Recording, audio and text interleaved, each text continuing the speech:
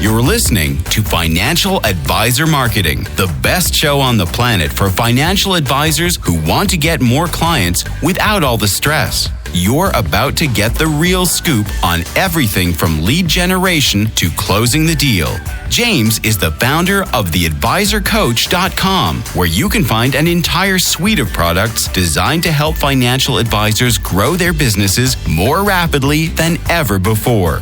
Now, here is your host, James Pollard. Welcome to another episode of Financial Advisor Marketing. This week, we're going to talk about how to get prospective clients off the fence. This is a relatively common issue, and this podcast episode was requested by an Inner Circle member. He said he would rather see me answer this question or hear me answer the question, I should say, in an audio format instead of written out in the newsletter. So I'm going to do just that. But I want to talk about something that happened on LinkedIn that's going to be related to the Inner Circle newsletter because I'm going to write about it in a future issue.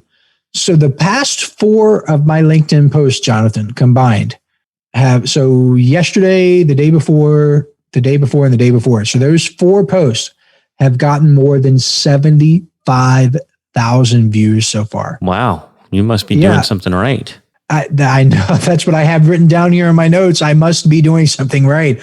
I am not 100% sure what caused this, but I have a good idea. And there actually are a few things. One of them, so I'm going to give people a little taste. Let me give people a little value here because I know people get pissed off and they whine and they cry if I don't give them quote unquote value. Got to give them nuggets, Jonathan. Got to give them nuggets of value. Get it. Here's a nugget. I am fairly certain that one of the posts did extremely well is because I mentioned a current event and I gave some commentary on that current event. And because it was fresh in people's minds, they were thinking about it. They liked, they commented, they engaged. And because some heavy hitters engaged, some heavy hitters commented. And that's not like the only reason, because you just don't get 75,000 total with these 4 from just a couple people. And their network wasn't even 75,000 to begin with. But it got some attention of a lot of people and blew up. So current events, if you're not commenting on current events, if there's something big in your niche that is happening, if you're serving dentists and there's a big dental lawsuit or something like that, or regulations changing for dentists, you go ahead and comment on it. And I'm telling you this, how do I say it without like confusing people? I'm telling you this not necessarily to say that you should post about current events in order to get 75,000 plus views, because the views don't really matter. It is a cool vanity metric. I have had some financial advisors message me. They have seen me now that they've never heard of me before. So that is nice. It's a nice byproduct. But when it comes to LinkedIn, there are 2 different types of posts. You've got the first type of post, which is generic. It applies to a lot of people. And those are the ones that tend to go viral. If I say something like, let me just give you the status update. This is the popular one that a lot of people copy and paste, and they twist it because it gets a lot of engagement almost every time. People will say something like this. 5 years ago, I was living in my mom's basement and I only had $4.69 in my bank account. Now I have my own house, 6 Lamborghinis, and a multi-million-dollar business. Does that sound too good to be true? It is. I made it up. Don't believe everything you read on social media. So they'll put that as their status update and everybody's like, oh my God, yeah, totally, LOL, wow. And it can go viral because it's something a lot of people can relate to. It's very general. It's a generalist financial advisor, generalist business owner sort of thing. But if there is something specific to a niche, where if I put something about financial advisors and I say, here's a trend coming down the pike for financial advisors, the only people who are going to engage are, financial advisors. So the potential reach for that update, it's capped a lot sooner. It's limited a lot sooner. The reach is going to be a lot less because only financial advisors are going to engage with it. So it doesn't have as much potential to go viral. I hope that makes sense. But you want to have both, because if you're just talking to everyone and you're not calling out your niche, you're not calling out a specific audience, you're not going to get the best results. And by the same token, if you're always calling out a specific audience and you're not really giving your post the chance to reach more people and just give it that push that it needs, you're not going to have as much success either. So it's incredible to see how the multiple marketing strategies philosophy really embeds itself in almost every aspect of business. And this is just another example. So you've got type 1 posts, which are general to everyone. They have a lot more potential to go viral. Then you've got type 2 posts, which are more about your niche, more about the people who you want to attract. And those are both of them work well. Both of them have their time and their place. I like type 2 a little bit better, where you're talking to people in your niche, because that lends itself to people messaging you and actually starting a conversation with you once they know that you serve people in that niche. And the money's in the mailbox, so you want to get people in the mailbox. But I'm going to discuss this more in depth in a future Inner Circle newsletter. So if you haven't subscribed, you know the URL, theadvisorcoach.com/coaching. Now, let's get into the content of the show. This is going to be all about getting prospective clients off the fence. And that means getting that person to finally say yes to working with you. And it comes down to creating a sense or fostering a sense of urgency within people. Urgency has been used as a marketing strategy for a long time. If you've read Robert Cialdini's influence book, congratulations. That does not make you an expert marketer, by the way, if you've read that. But if you've read that, let me give you a golf clap. Wonderful. He talks about urgency. That's amazing. Right. So urgency has been used forever, long before Cialdini. And I'm sure you've been to websites that had those countdown timers. I use them not all the time, but frequently, where offers are only good for a period of time. That is a form of urgency. However, the form of urgency you're going to want to use as a financial advisor is the one that your prospective clients have for themselves. You can kind of sort of create urgency, but it's much better if you leverage the urgency that's already there. Let me give you an example outside of financial advising. In 2020, and still here in 2021, people are buying guns and ammo like crazy. Down there in Florida, I know everybody's packing heat. So you got guns to your left, guns to your right down there in the South.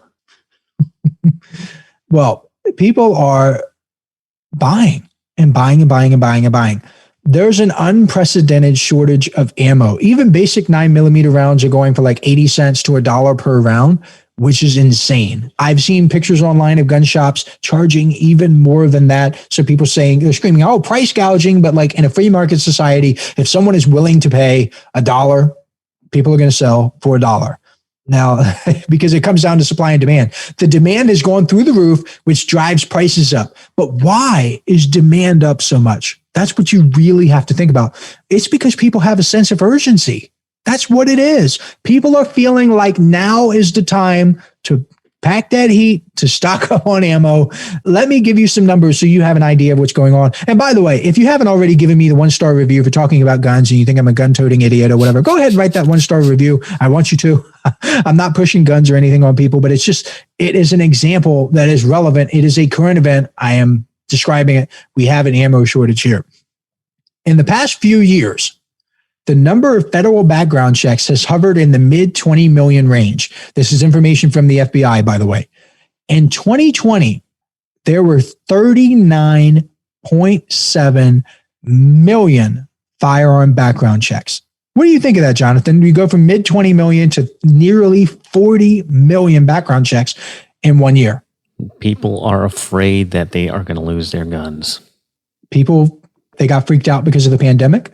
Then you throw in the election cycle where even more people freak out and they feel like they have to go out and buy these things. And when that happens, you have a recipe for not even some of the biggest demand. It is the biggest demand in that industry that our country has ever seen from people like civilians, consumers, the biggest demand ever. And the reason I'm using this example is because it's not like gun shops were using countdown timers. They weren't using fancy marketing campaigns. None of that happened. They weren't trying to instill the urgency. They weren't the ones that created it. They were the receptacle. People came to them because they had urgency, because they felt the need for guns and ammo. They went to the gun shops, and the gun shops were the beneficiaries. Get the lesson here. Hey, financial advisors. If you'd like even more help building your business, I invite you to subscribe to James's monthly paper and ink newsletter, The James Pollard Inner Circle. When you join today, you'll get more than $1,000 worth of bonuses, including exclusive interviews that aren't available anywhere else. Head on over to theadvisorcoach.com/coaching to learn more. Gun buyers ramped up that urgency themselves. At some point, they crossed the threshold where they were ready to take action. So I want you to imagine this. Pandemic happens. Someone who didn't have a gun in February 2020 is now thinking, wow, people are really acting crazy and are breaking in stores for toilet paper and all this other stuff. Maybe I should get a gun. No, that's okay. Then the election happens and people start getting crazy and you've got the riots and all this other stuff. They crossed that threshold at some point.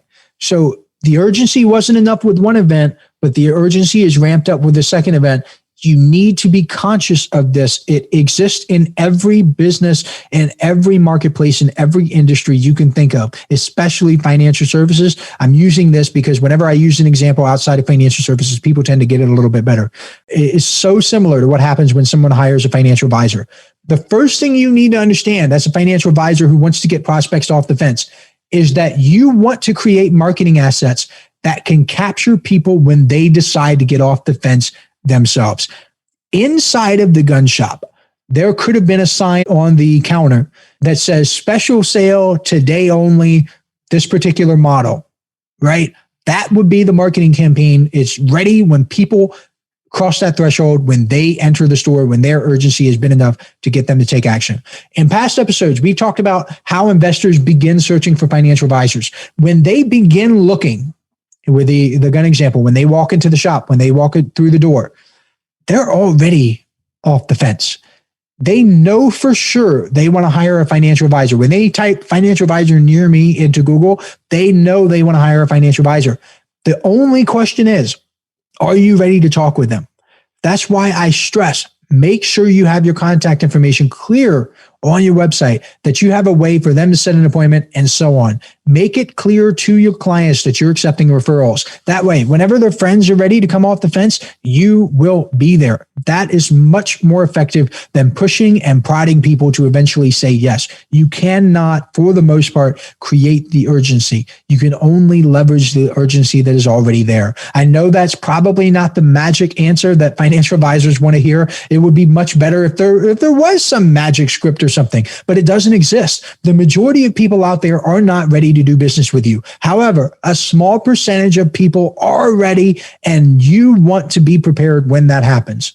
Now, if you have a prospective client who has been talking with you, and that person is obviously interested at some level in hiring a financial advisor, that's great. But he or she might not be ready to say yes at that exact moment. If that's the case, I will share some ways that you can try to ramp up the urgency. This will not work in all situations. This is not a cure-all. These are suggestions. They can help a little bit more, but they will not work until the person crosses that threshold in themselves where they are ready finally to take action. You do your best. One way is to clearly explain the value you provide as a financial advisor and how not using your services adds up to real cost with the passage of time. For example, if you help clients save money on their taxes, you can use this strategy pretty easily. This is like a home run for you. If you're confident you can save someone $5,000 on that person's tax bill this year, then the consequences of putting off the decision and not hiring you for a year cost $5,000. That's an easy one. There are other studies out there like Vanguard's Advisor Alpha. These studies talk about how financial advisors can add around 3% of alpha to a client's portfolio per year. If you charge 1%, that's a 2% spread. If someone has a $1 million portfolio, that is equal to $20,000, which means if someone waits another year to hire you, that decision will, on average, cost him $20,000. It is your moral obligation to explain this to people. If you actually provide real value to people, you need to make sure they know for sure 100% what they're missing if they refuse to work with you. I use this strategy in my own marketing. Yet let's use my Inner Circle newsletter as an example. I've given the guns and ammo, the supply and demand, people crossing the threshold of urgency with that. I've given that outside example. Let me give you another outside example. Let's say that by using the strategies in that newsletter, advisors boost their income on average 10% per year. So if you're a financial advisor and you're making $100,000 per year, you are missing out on over $800 on average every single month. You are not subscribed to the newsletter. That is real money, real dollars and cents, dollar bills, Franklins, blue faces, whatever you want to call them, that could have been in your pocket had you taken action sooner. It's sad. Most people don't think this way. They don't view opportunity cost as real. But if I siphoned $800 out of their bank account every month, they would go ballistic. They would lose their minds. Yet not making more money is totally okay. I've never understood that. People are weird, man. If you're working with someone who's on the fence, you need to make sure that person understands what he or she is giving up by not working with you or by waiting. Sometimes that will do the trick. Sometimes you can just push a little bit more. They have to want it in the beginning though. Another thing you can do is tell a story about yourself. Talk about a time when you wanted to wait to do something and how it bit you in the butt. Maybe you wish you got married sooner. Maybe you wish you had kids sooner, bought your dream house sooner, got your dream car sooner. Whatever it is, share that story. Let them know that you empathize with them because you've been in the position where you wanted to wait too. This works even better if you make it a story about hiring someone. Maybe you put off hiring a personal trainer because you weren't completely convinced that that trainer could help you. Then when you finally said yes, you wish you hired that trainer years earlier. This draws a parallel to the skepticism your prospective client has toward hiring you. You had that same skepticism when hiring someone else. You empathize with them. They have skepticism towards hiring you. You are drawing the parallel here. I've also heard of financial advisors using analogies to help make the point that the earlier you begin investing, the better. The road trip analogy, that's a popular one. Let's say, if you've never heard of this one, here's how it goes. We'll say you need to go somewhere 50 miles away and you have to be there in 2 hours. If you leave right now, you can get to your destination with an average speed of 25 miles per hour. But if you leave in an hour, you've got to maintain an average speed of 50 miles per hour. Now, both of those are manageable, assuming you're going to be on the highway. But let's say you wait until the last 30 minutes. Then you'll only reach your destination on time if you have an average speed of 100 miles per hour. And that's highly illegal. And even if it was legal, it's probably not a good idea. It's not very smart.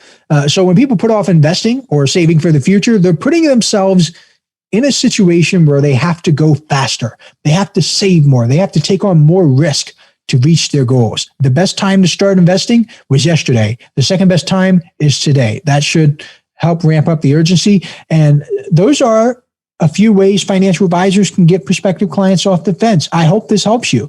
And since this show has been about getting people off the fence, I want to specifically address the listeners who have been listening to this show for several episodes, maybe even dozens of episodes, and haven't subscribed to the Inner Circle newsletter. If that's you and you're hearing my voice right now, seriously? Who are you kidding? In terms of real dollars and cents value, I've given you more than enough in this one episode alone to pay for your subscription. Take that money and flip it into the newsletter. Think like an investor. Think like a hustler. Think like a business person. Take that money, flip it. And then everything you make from that information over there in the newsletter is going to be straight profit. Start thinking like that. That's how you have to think as a business person. So head over to theadvisorcoach.com/coaching to subscribe today. And that's it. All right, brother. What do you have for us next time? We're going to get back to the fundamentals because I feel like I've gotten a little abstract. I've gotten off on a limb with some of these podcast episodes. So I'm going to go back to the fundamentals of prospecting, and I'm going to talk about some of the basic rules, like day one, classroom 101 stuff about prospecting rules for success. Oh, looking forward to that. All right, that is a wrap for another episode of Financial Advisor Marketing. Thank you for tuning in, and we'll be back next time. This is thepodcastfactory.com.